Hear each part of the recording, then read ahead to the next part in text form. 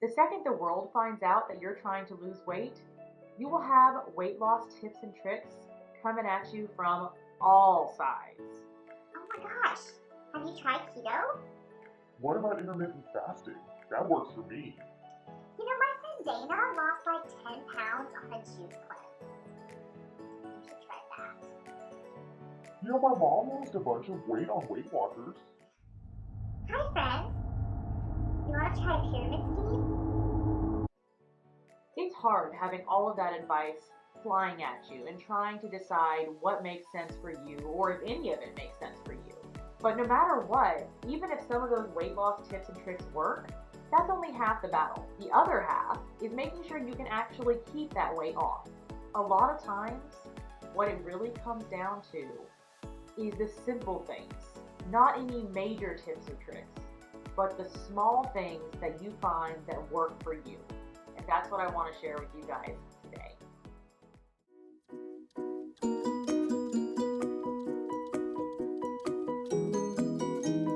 Welcome back, lovely humans. I have just a few minutes before I have to go and do tons more studying, but I really wanted to share with you guys something that I learned this week. No matter how far along I get in this weight loss journey, I still have to deal with cravings. Part of it is just my body getting used to not having sugar 24/7. And part of it is that I deal with compulsive eating. So if I get an urge to go get something, it can be really overwhelming to the point where it's all I can think about. And until I satisfy that urge to shove whatever it is in my mouth, I can't focus on anything else in life, including school, which obviously, since I am a physical therapy student, that's kind of a problem. So this week, concerning my cravings, I had kind of an epiphany. A few days ago, I had to take my bicycle in to be repaired. So the bike shop's in Richardson. And the thing about Richardson is it has three of my favorite places to eat. There's my favorite cinnamon roll shop. There's CC's, which for those of you who don't have CC's, it's basically just a pizza buffet that has lots of different types, and I really like their dessert pizza. And then there's my favorite bagel shop. Now, the second I knew that I had to go to Richardson to get this bike fixed, it was like those cravings just kind of were like, bam! Like, right in my head, knocked all other sense out the other ear. It was gone. It was all I could think about. I was like, oh my gosh, if I don't get pizza and then go get a cinnamon roll after I get my bike fixed, I can't even get through this day. Like, I just can't. If I don't get that, I'm going to die. Like, it wasn't quite that dramatic, but it's very close. However, I was also trying to go vote. Do it. Y'all all need to go vote. I was like, okay, it's like 6 o'clock. The polling location closes in an hour, but I really, really need to have that pizza and that cinnamon roll. And so I was like, okay, both of those places are open late enough to where I can just go afterwards.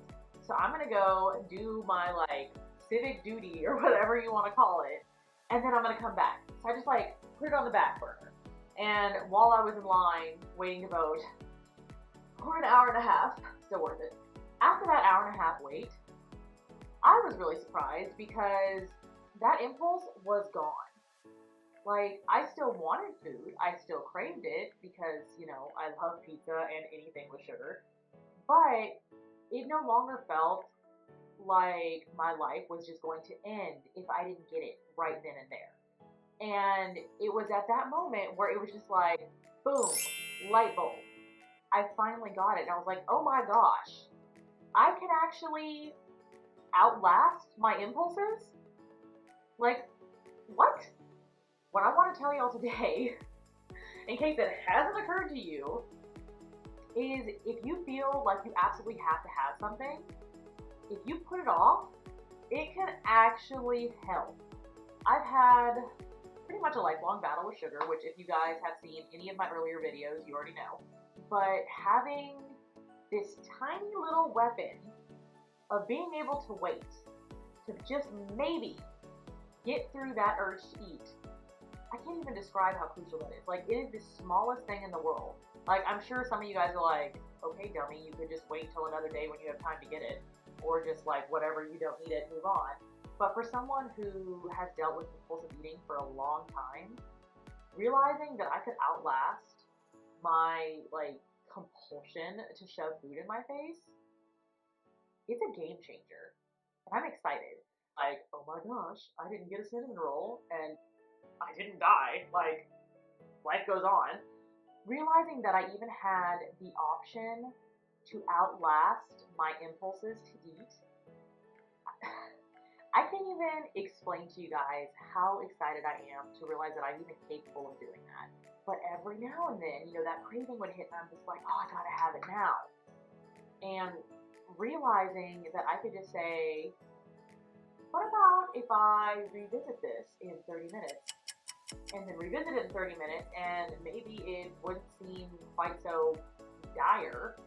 Like, I'm excited. I got to thinking about it, and I realized this is actually something that I had talked about in therapy, like a few years ago, because I've addressed the whole weight loss thing before. And I remembered what they told me, and it was literally to get past an impulse.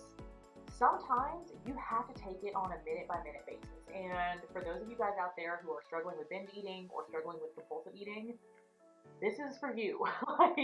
like this is why I wanted to make this video, because I want to let you know that sometimes it is a victory if you can last another minute without going. Because if you're like, hey, I lasted a minute before I caved. A lot of people focus on the fact that they caved, rather than the fact that they actually did something that succeeded, even if only for a minute. And realizing that you were able to do that is huge, because for some people, myself in particular, when we started all of this, that cookie didn't stand a chance for the first 10 seconds. So getting to 5 minutes is big. And realizing, hey, I actually survived the first 5 minutes is really exciting, because you're like, hey, maybe I can go longer next time. And eventually, you work your way up to where you're like, oh, I put this thing off for 30 minutes, and instead of being like, boom, on those 30 minutes I'm eating it, you're able to say, hey, 30 minutes have passed, and you know what? So has the impulse. Like, it is totally doable, guys, and I am super excited because this is small, but it makes a huge difference. If you're like, oh my gosh, I can't get to 30 minutes right now, that's okay. This is a journey, one step at a time. Like, give yourself a little grace and recognize the fact that you're trying.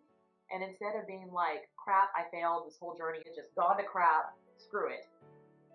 Give yourself a little grace and be like, okay, I failed this time, but I'm still going to keep trying, because that's how you start making better habits. So if you're like, hey, I know I can't get through 30 minutes, I can't get this stupid impulse to fade, get an actual timer or set one on your phone for 5 minutes. So at the back of your brain, when it's like, hey, I need this thing right now, you can be like, no, I don't. I've got a timer. I can revisit it in 5 minutes. And go do something else. When that 5-minute timer goes off, you can say, okay, awesome. I actually lasted 5 minutes. Let me see if I can do 10 this time. I think I can. Like, I still really want this, but I can put it off for 10 minutes. The burger's still going to be at the restaurant in 10 minutes. That's okay. Let me set 10 minutes. And keep working your way up until you get to the point where whatever amount of time it is that works for you to get that impulse to pass, work up to it. Like, get to that point. You can absolutely do it. If you take the time to say, hey, this might be okay, but either way, now's not the right time, work to push it back, it could possibly work for you. Some of you guys are probably like, why is she even sharing that? That's super simple, super stupid. But the thing is, it works for me. And maybe it'll work for someone out there who's watching this. That's why I wanted to share this today. I want you guys to know that whatever thing it is that works for you, it's worth doing. Not everyone out there is going to agree with what you do, but ultimately, it's about you and your health and taking control of your life. See if it works for you, and if it does, please let me know below. I would love to know where you guys are in your journey, what you're struggling with, and hopefully, if anything I've said at any point in time actually has helped you. Now, I get the oh-so-fun job of going back to studying, but I hope you guys have an absolutely wonderful night, and just remember to be kind to yourselves. It's okay. Like, we're all in this together. Now I gotta go study. Say bye, Beto. She's been napping over here the entire time.